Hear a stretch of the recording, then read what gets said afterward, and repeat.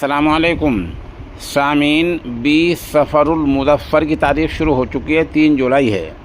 ख़बर का उन्वान है आज गुजरात, मध्य प्रदेश और बिहार के ज़िमनी चुनाव का क्या रहा।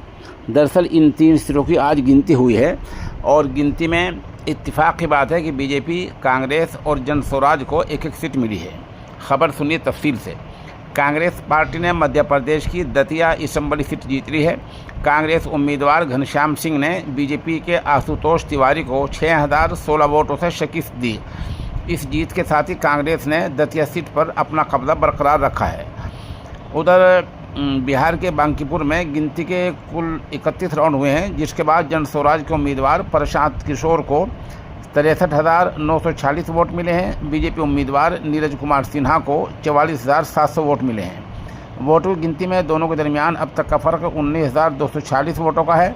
आरजेडी उम्मीदवार रेखा गुप्ता को 14,241 वोट मिले हैं और प्रशांत किशोर 49,705 वोटों से, जैसे मैंने अर्ज़ किया कि ये सीट अब मुकम्मल फैसला आ गया है और प्रशांत किशोर वहाँ जीत गए हैं। उधर गुजरात के मंजलपुर में बीजेपी ने मुसलसल चौथी बार कामयाबी हासिल की है।